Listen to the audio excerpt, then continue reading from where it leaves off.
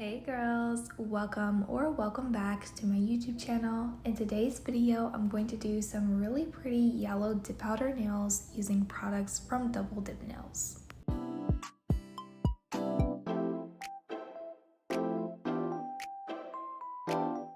I do already have my practice hand prepped and ready for the dip powder application.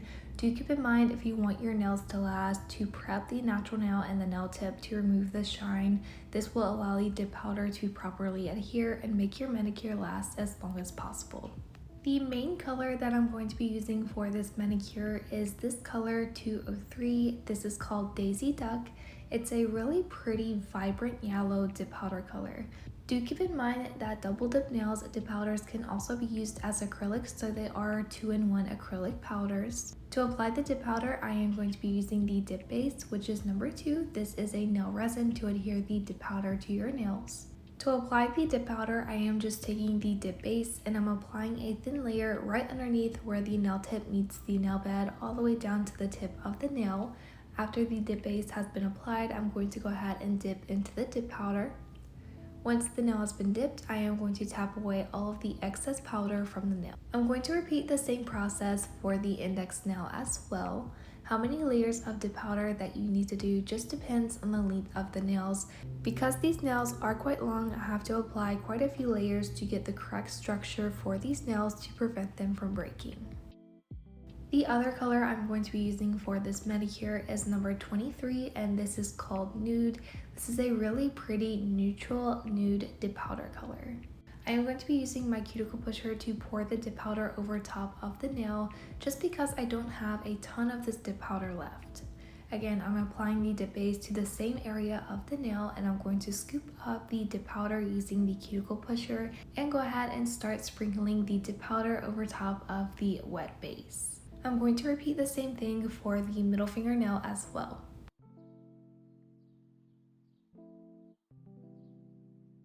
Once that layer of dip powder is fully dry, I am taking the mermaid tail fluffy nail brush and I'm going to dust away all of the excess powder from the nail. This step is very important to prevent ruining your dip liquids. After the dust has been removed, I'm going to go ahead and move on to the second layer of dip powder. For this layer, I am just applying the dip base to a larger area of the nail than the previous layer of dip powder. Doing this is going to gradually build up the layers of powder to give your nail a little bit more structure. Because the length of these nails, I did have to push the nail quite hard into the dip powder jar, which did cause some wrinkling in the dip powder layer. A quick tip if you have this happen to you is to take your finger and gently push down that layer of dip powder before it has a chance to dry. This will definitely reduce the time that you have to spend filing the mistake in your dip powder layer. I did have the same thing happen to the index nail as well. Again, it is because the nails are quite long and I had to push a little bit harder than I should have just to make sure I fully cover the entire nail.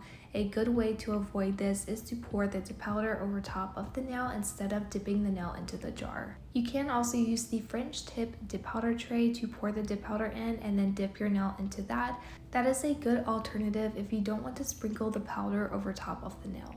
I am going to continue and do the same steps to all of the nails to keep adding more layers of dip powder until I get the desired effect for the nails. For this set, I am doing a total of 4 layers of dip powder color. Again, how many layers that you need to do just depends on the length and the structure that you want for your nails.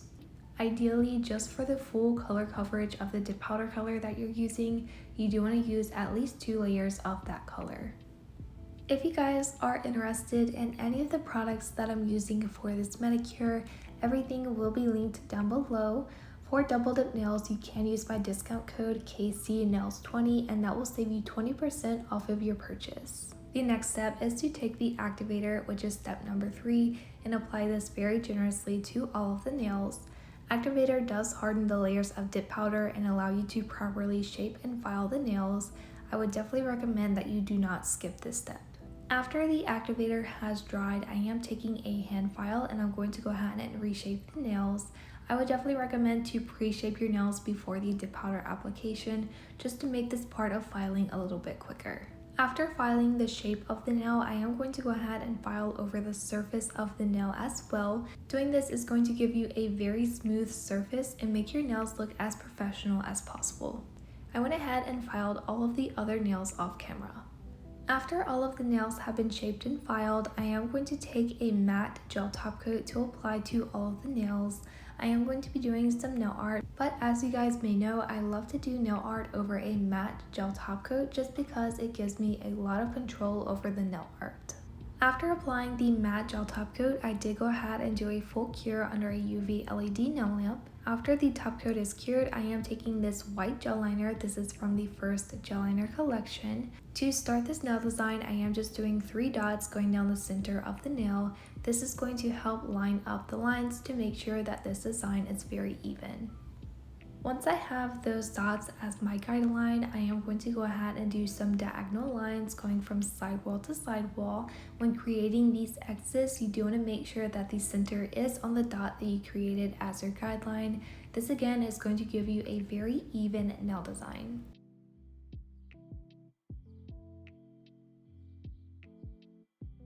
Once I complete the first X, I am going to go down to the next dot and repeat the same thing. When you're doing your diagonal line for the next X, you do want to make sure that it touches the bottom of the first X that you did. This is going to connect the design. Again, this is also going to help you keep the nail design very even. This is a repeating nail design, so if you want to do this design on longer or shorter nails, you can do fewer or more dots, just depending on the length of your nails and what look that you're going for. But for the length of these nails, I only did 3 dots for the nail. I did repeat the same thing for the last dot as well. Once I have all of the initial lines, I did just quickly touch it up, just making sure that all of the lines are very even. I did go ahead and do a full cure under the nail lamp. After the white gel liner has been cured, I am taking the top coat gel. This is from any of the polygel kits. I will link my favorite one down below in the description. I'm just going to apply a thin layer of this top coat. I personally really love this top coat. It is a glossy top coat. It gives the nails a really pretty shine. It is a no wipe, so you don't have the sticky layer to remove after the nail is cured. It also has a really good consistency. It is not too thick and it's not too runny. It basically stays exactly where you put it. It also self-levels really nicely, so you get a very smooth surface after your nails are cured. Before I cure the top coat, I am taking the rhinestones. These are the small silver ones. Again, these are from any of the DoubleDipNails polygel kits. I'm just taking my wax pencil and I'm placing these rhinestones where all of the white lines intersect. If your lines are not exactly perfectly lined up, you can tweak it with the rhinestones to make it appear as if it is even, which is actually what I did because the first X that I created was a little bit off to the left. So applying the rhinestone a tiny bit more to the left than the other ones does give the illusion that my lines are very even. Once I applied all of the rhinestones, I did go ahead and do a full cure under the nail lamp. For the next nail, I am taking this yellow gel liner. This is number 6 from the Glow the Night gel liner collection, so this one does glow in the dark. I am making sure to remove all of the excess polish from the brush to make sure I have a very precise line. For the middle fingernail, I am going to be doing a French tip. So I just did a dot where I want the smile line to be. After doing the dot, I am going to the side of the nail and I'm going to go ahead and create the rounded smile line. I'm going to repeat the same thing for the other side of the nail as well. Once I have my smile line, I'm going to go ahead and fill in the tip of the nail with this gel liner.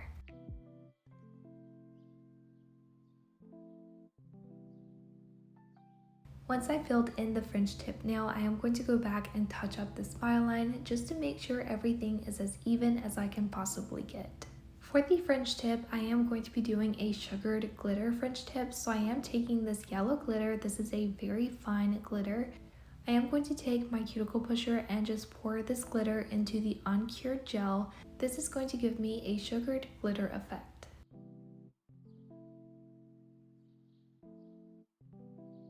I then gently tapped away the excess glitter and I went ahead and cured for a full minute. After that layer is cured, I did take my fluffy brush to dust away the excess glitter from the nail.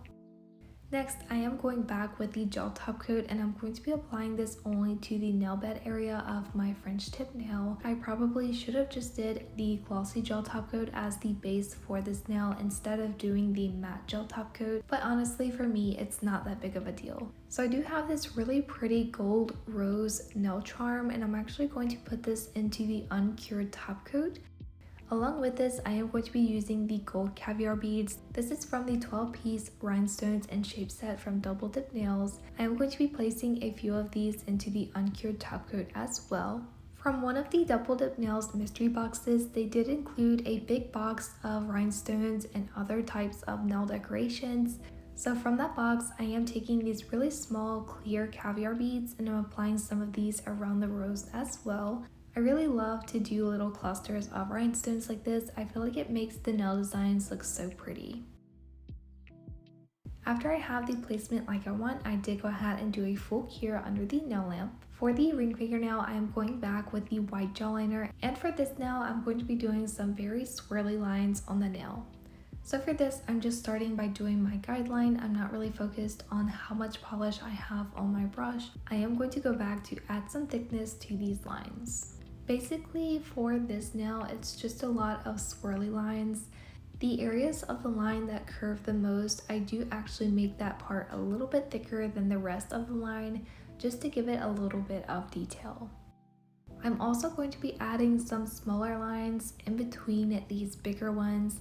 This is just going to give it a little bit more detail as well.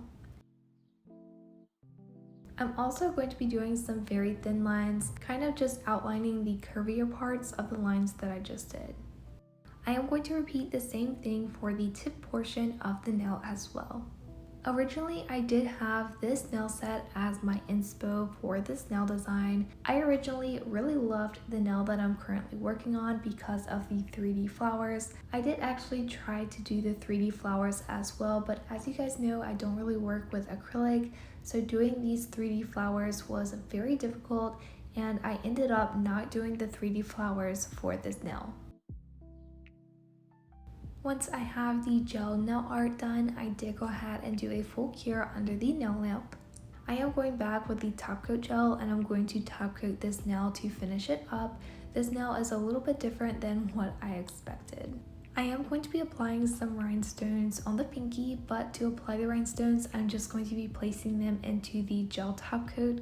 So I am taking the top coat and just applying a layer of this onto the nail.